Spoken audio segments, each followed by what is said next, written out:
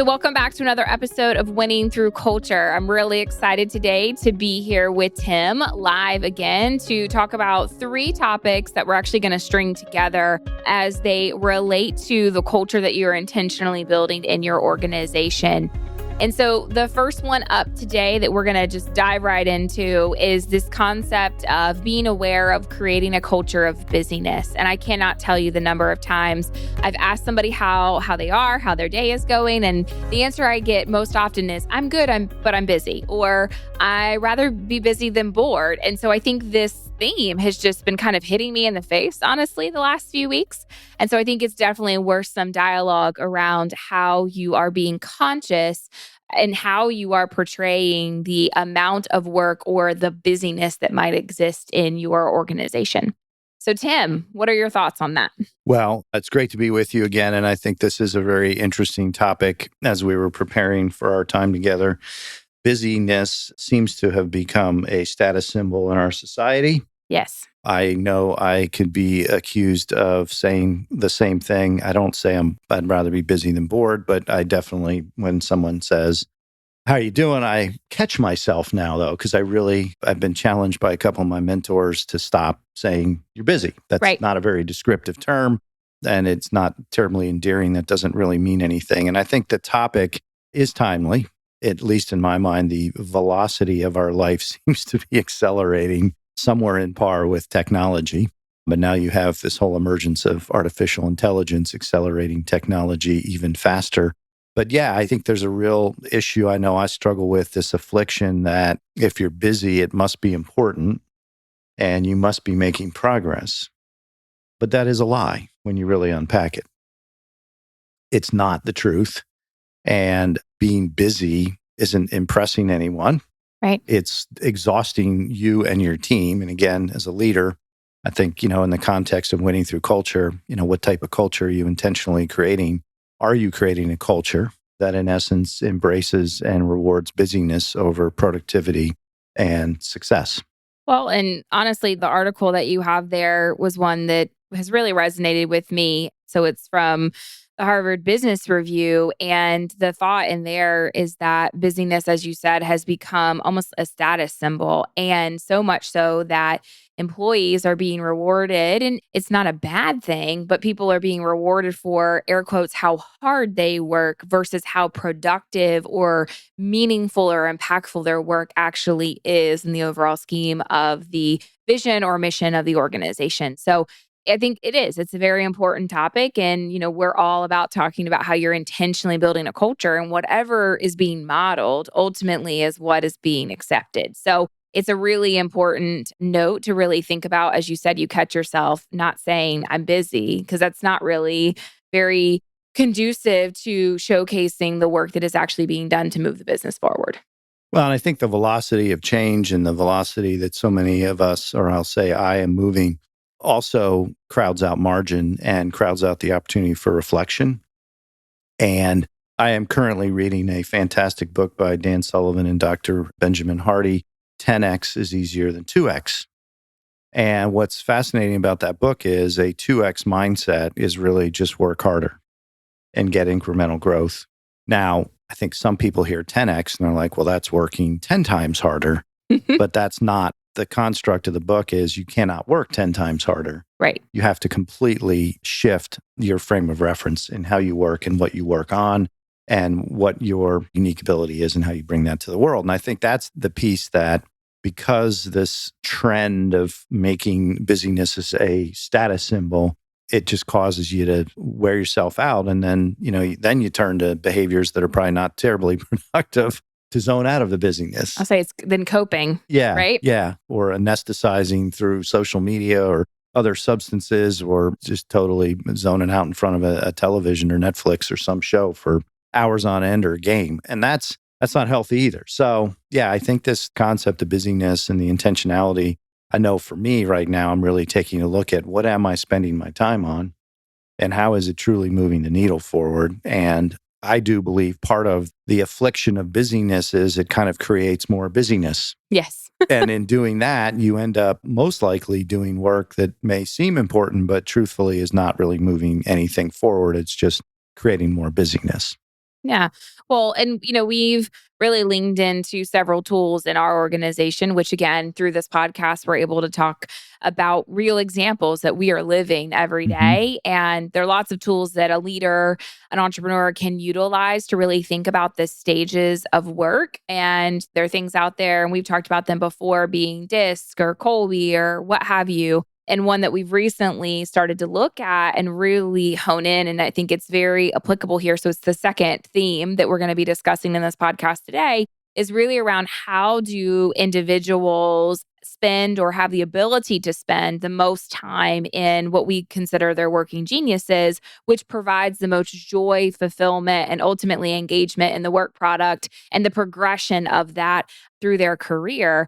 And so we recently have started having dialogue around working genius, so much so that we're utilizing it because it truly is a productivity tool. Some are personality or just general assessments, but working genius as a whole is really more focused on the productivity component and really making sure that individuals have the opportunity to live in their working geniuses, recognizing that all six are necessary in every work scenario. But I think it really does help kind of eliminate that distraction and reduce the either guilt or judgment around busyness that might be put into the workplace. Yeah. So Working Genius is a product of Pat Lencioni and his team and the Table Group. It's a great story. Pat developed a tool during COVID to really understand how he and his team worked effectively together and how other teams work together. And you're certified, so you're much more qualified for this than I am. But I do believe in our short span of working with the tool, it's really helped us identify, everybody's got working competencies. Some of them are working geniuses. And I know for us, as we went through a session with our team, it became really apparent very quickly where people's working geniuses lied and how that showed up in meetings and in conversations, and conversely, where their working frustrations lied and how that showed up in meetings and conversations and projects. So I'll let you take a deeper dive, but we've used many tools in our business and there Yeah. are plenty of great tools out there, but this is a really fascinating tool to get a quick snapshot of where someone's going to show up in their genius, where they're going to be able to get by and where they're going to get frustrated. It's been super helpful to me as we think about who should be in the room for certain conversations and meetings and projects. And quite frankly, who shouldn't be in the room because they're only going to get frustrated and worn down by it. And again, that gets back to busyness, throwing a bunch of people in a room for a meeting that don't need to be there. Right. So Absolutely. I'll let you unpack the Working Genius Sure. tool a little bit more, being that you're certified. But again, from an intentional culture perspective, what a fantastic tool to really embrace. Yeah. And I think, of course, it has two applications. One being as an individual, as a leader, it is a great time, as you just mentioned, about taking the reflection component. So thinking about how you are showing up for yourself and your team and your family, because it is both personal and professional. Again, it's a productivity tool. So it's looking at the stages of work and the necessity of each of the geniuses to be there. And every person, every individual is a 6-letter person, is what we like to say. So you have all of the geniuses, you have the capability to flex into any of the spaces, but you have two that are just inherently you, that if you could spend 80 or more percent of your time in those two areas, then you have the ability to have the most fulfillment and joy in your work and in your life. And so then, as you mentioned, you have two competencies. Those are areas in which you flex into, you're good at, and you have the ability to spend a good bit of time there. But after a while, it actually will create more burnout than you spending time in your frustrations because it is a flex for you. And when you think about your working frustrations, it is something that you would spend a short period of time in. And yes, it will call in a particular opportunity that you need to flex to your frustration. But being aware, a great leader in the sense of working genius is an aware leader. The ability for you to have that self reflection, to know how you're showing up, to know how you are reacting, and the scenario that you're creating and modeling for those that are around you. So when we look at it, we're really utilizing it in the team mapping concept. And so that really shows you, as you think through the stages of work, which there are 3, you have that ideation stage. So in that, you really want to ensure that you have the working geniuses of wonder and invention. And all of these are a call to action, basically. So something is causing this scenario and something is then responding to that scenario. So when you work through all of the stages of work, you see where if you're skipping a step, you're skipping a person, you're skipping somebody on your team. And so, really making sure that you have the ability to work through ideation appropriately, come up with all of the ideas, then move into what we consider activation, which is discerning the best ideas. So, you have discernment and then you have galvanizing. You have to have the ability to rally a group of people, whether it's the team that might be in the room, or maybe you need to pull other people in from other constructs in your organization to really make sure that everybody has the concept and the content and the context to be able to facilitate the best idea that you've discerned is going to move your business forward. And then you move into implementation. And implementation really lies with the ability to have enablement and then tenacity. So, enablement is the ability to look to someone 1v1 and say, you need help. How can I help you? And here are a couple of ways in which I can facilitate that help in the construct of whatever work project you have discerned as a team is the best one to move forward with. And then you have tenacity, and that genius has the ability to really blow through any obstacles that are in the way to get the idea or the project to completion, to put that bow on it, and to really have that measurement of success tied to whatever the idea or project has been discerned is the best one. So when we look at it, we're making sure that when we're having these conversations, we have the right geniuses in the room. And we are really leaning into the ability to regulate our geniuses. So, as a leader, you're going to have two working geniuses, two competencies, as well as two frustrations. And that doesn't mean that you won't live in one state or another for any given time, but just making sure that you have the ability to put the right people in the room for the right conversation. So then you can actually be more efficient and the ability, right, as we were discussing around busyness, to reduce that in your conversations with your team. Yeah. So I'll give an example. Yeah. I'll use myself. It's always the best one, right? So I have a working genius of invention. And the way that shows up is I am full of ideas. If someone presents a problem, my mind immediately goes into solution mode. Or if I see something that's an opportunity, I immediately go into how do we seize this opportunity? Mind you, that may not be something that should be pursued, but that's where my mind goes. And as we were learning this tool as a team, we were having a meeting and there were 5 of us in the room. Mm-hmm. I was the only one with a working genius of invention. And we had 3 people in the room that had a working frustration of invention. And all of a sudden it hit me. I was like, wait a minute. When I'm in these meetings coming up with all these ideas and people are looking at me like I'm crazy or they're annoyed with me, it's because I'm just leaning into their working frustration. It's not what I have to say. It's not necessarily the process of invention. Right. It's just I'm talking to a group of people that are like, dude, just tell us what you want to do and we'll go do it. Now, the beauty of that is that same group all had discernment as a working genius. And it also, though, as the leader, I realized that if I was not stepping back and allowing them to step into their working genius of discernment, then I was kind of shutting down the conversation. Right. And so now I, with this awareness, show up and say, here's some things you guys discern. Right. What you think is the right path, the right person, the right situation. And so it's been really interesting because it's helped me, and I think it's helped everybody on our team. To your point, you said something earlier, Amanda, is not feel guilty or feel bad like, I don't get what's going on here, or this is annoying me. Worse yet. So, and I'm not sitting there thinking, man, is nobody interested in this conversation?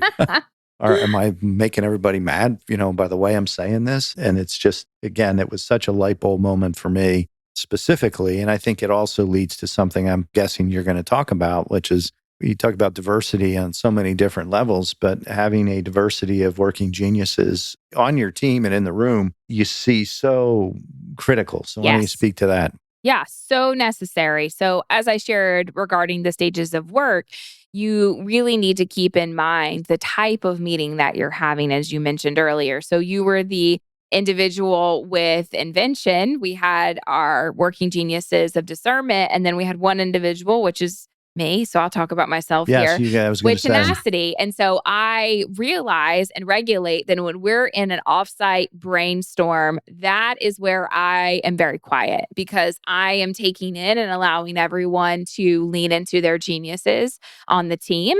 And I'm not automatically going to, here's 32 ideas that just got put on the table. I will go straight to, okay, so here are the 1, 2, 3, 4, all the way to 112 steps that are going to have to happen to make that idea come to fruition. So I know that I don't need to lean into my geniuses until we've discerned the best idea, or rather, the team has discerned the best idea, and we've moved through the stages of work. And then we are finally at implementation. That's where I need to kick in and really lean into my geniuses. So the ability to make sure that you're not skipping a step, which is ultimately skipping a person, is very important. But you need to make sure that you do have diversity of thought, which comes to fruition through the geniuses in your conversations, but really utilizing the tool to understand how you can regulate where you need to step into your geniuses, your competencies, or realizing the meeting might be part of your frustration and knowing when you can either say, okay, I don't need to be part of this meeting, and that's all right. And also letting go of like your FOMO around that. Cause I think everybody going back to the conversation about busyness, like, oh, I'm in all these meetings. yeah, I must be, adding that must be to, it important. must be important. All of these must be valuable. I must be sitting in the room to effectively move this particular idea or business forward. And that's not honestly the case. If we were able to really allow individuals to utilize their geniuses in selecting the meetings that they're a part of and allowing that time to be put back into the area in which provides the most joy and fulfillment for them, their work product is so much higher than an individual that is frustrated by wonder and invention sitting in a room for 3 hours. Like, then they're walking away and people are going to say, so how's your day going? You're like, well, I'm really busy. But are you busy because you're busy, or are you able to then regulate and know where that will ultimately come to a good end result? Yeah, I was thinking about a meeting we had yesterday. We haven't had a chance to debrief as I listened to you, and I was like, I was in invention mode, and everybody was looking for galvanizing Yeah. and tenacity. And I was like, why is everybody so frustrated? And I realized a couple of ideas hadn't been well discerned, and two, everybody just wanted to know what we were doing and how we were going to get it done. Yep. So, in spite of knowing this, Yeah. it's still It's a learning curve. it's a learning It curve. absolutely is. But it gives you a lens that you might not have had before, right? Because you don't Correct. just walk around. There's not this like neon sign above Yeah. me. Well, maybe there is for me, but there's not this neon sign that says, okay, Amanda is enablement and tenacity. So I want to 1v1 look at a person and say, how can I help you in this situation? I want to provide what you need to be able to move forward. And then on the other side, I want everything, all the boxes checked. I want a nice bow on this. And I want to know that whatever we discerned is the best idea, we got all the way down to the finish line and scored the goal. And whatever sports reference you want to put there, we got all the way to the end. Completion. Yeah, exactly. Completion. And the ability to know that about an individual is really, really important. But again, somebody doesn't walk around like, again, with a neon sign that says this is where if they spent 80% or more of their time in this space, it would provide such joy in their work product that there would not be a conversation of, well, I'm busy. Mm-hmm. So it's a good tool. It's something that you can lean into and have some dialogue around. And it provides just a little bit more context about how everyone is showing up in those dialogues. Yeah. Well, I think it's a great tool. And again, for those listening that are either wanting to know more about themselves and develop their own self-awareness and emotional intelligence, it's another great tool to help you understand yourself a little bit better, how you show up. And for those leading people, fantastic tool, a small investment to take the assessments. Yeah. And again, I know we went to the extra level of getting you and Jason certified to use the tool because I think that's relevant for our business, but anyone can access this and, Correct. and use it as a way to learn, who's got what working geniuses and then ultimately how to apply them. Agreed. And one thing to note, and as Tim and I were sharing earlier, if you followed along and winning through culture with us, a lot of times we'll kind of leave hints along the way of episodes that are in the future. And this is definitely one of them. Jason and I will be doing a deeper dive around working genius and how it is applicable to teams and your leadership reflection. And so that will be coming after the summer. Awesome. Looking forward to that. Yeah. So another tool we've been using lately through our EOS relationship is, I affectionately call it the process. Yeah, it is. It's the process of documenting processes.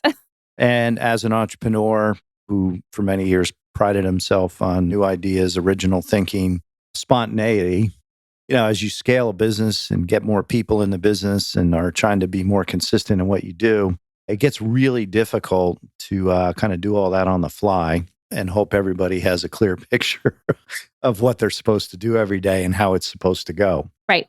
And so we made a decision with a lot of coaxing in some respects by you with your tenacity to really look at how have we or how are we documenting the processes of our business so that we can then have them followed by all, which is a tenet of EOS.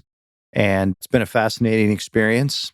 We're still in the process. We've gone through the first phase, but I thought it would be good, again, when you think about creating an intentional culture and a winning culture, it's really difficult to have a winning culture when everything is somewhat ad-libbed or unknown to the team, because it's just, this freelancing creative ideas or ways of doing things. So why don't we chat a little bit about how, again, the process Yeah.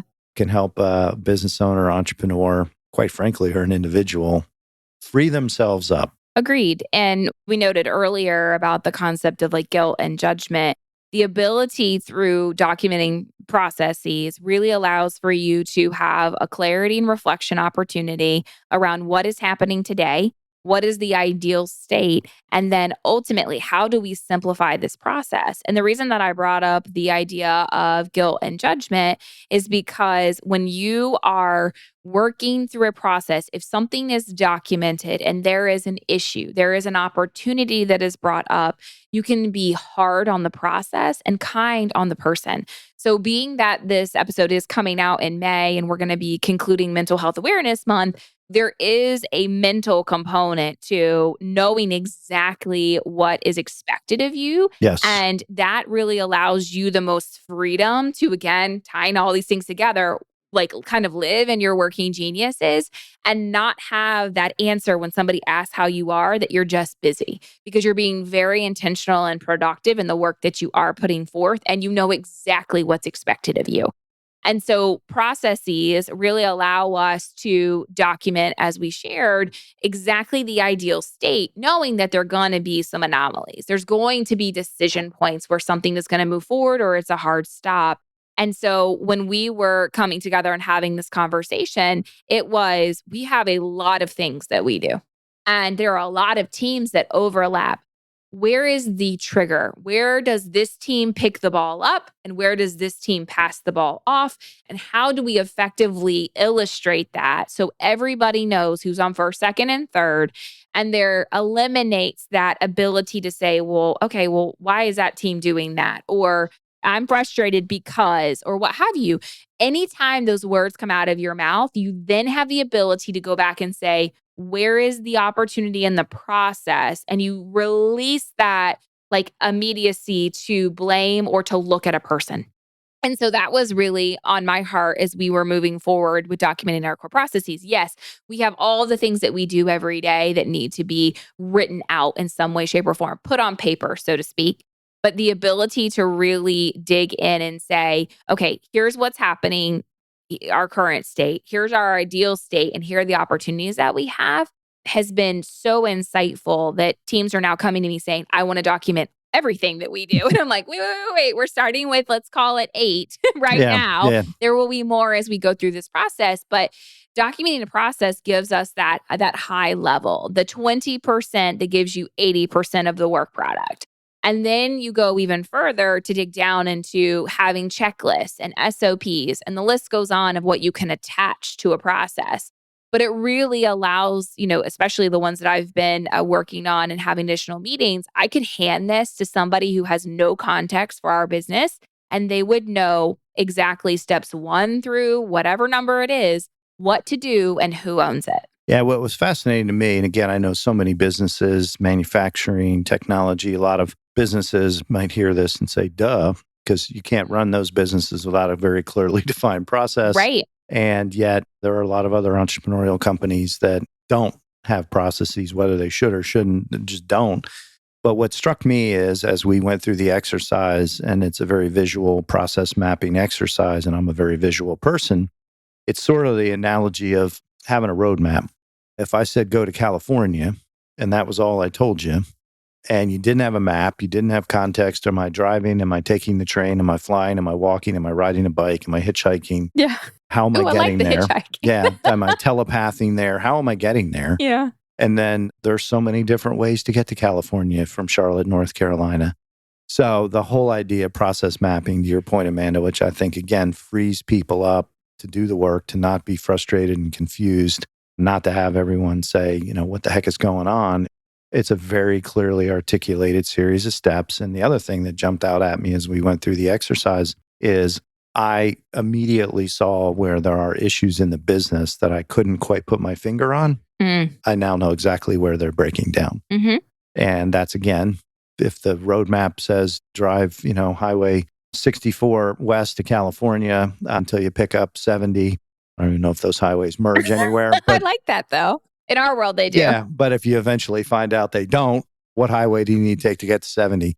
And that's, I think, the beauty of that process mapping exercise. And again, we're still in the early stages of getting everything on paper, making sure it's exactly what we all agree to. So then we can follow it. And more importantly, we can start to identify some of the challenges of the business that, again, back to busyness, create extra meetings that don't need to happen because people are trying to figure out why something isn't working. When you have the process map, it's super clear.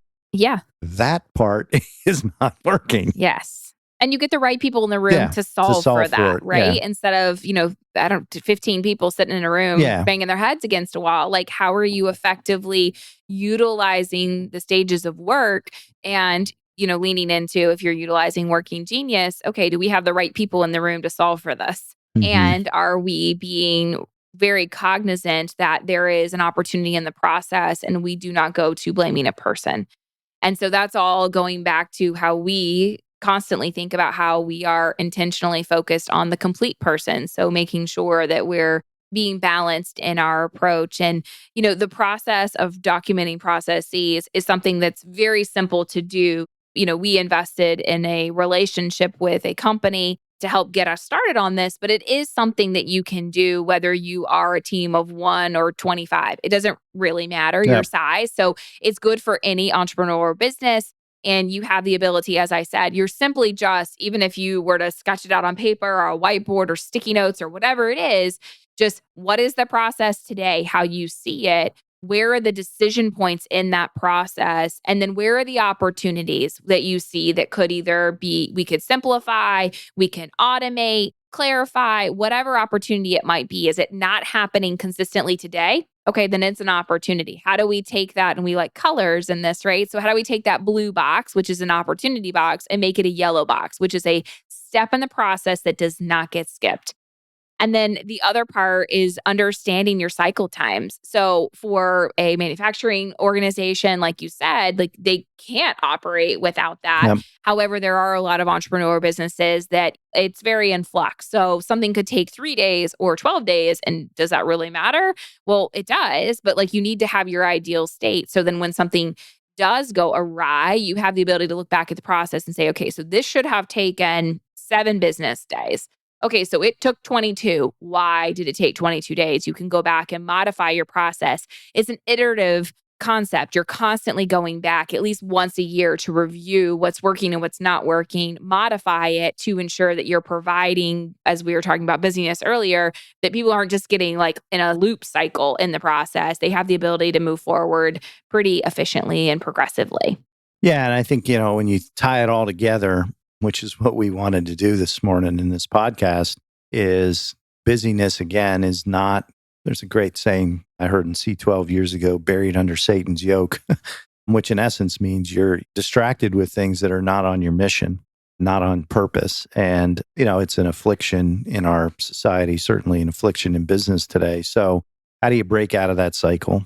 How do you really understand the people in your team, yourself, and their working geniuses? And then how do you put all that in a workflow process that frees everybody up to do the work, to quickly identify the opportunities, quickly identify the issues that are off track. And again, not hammer the person and blame the person, but fix the issue through the process with the right people in the room. And I think when we talk about creating an intentional culture and creating a winning culture and having a business that's got an edge over others, these are three very relevant, timely, and important topics to address in every business, in my opinion, these days. Agreed. And, just foreshadowing a little bit to episodes to come, we're going to dig a little bit deeper and have some guests as well that will speak to how this has come to fruition in their business and their line of work or their role in the organization. So we hope you stay along with us. We are going to do a little bit of a greatest hits series over this summer just to have that reflection time ourselves, right? So we actually do practice what we share on this podcast. So looking forward to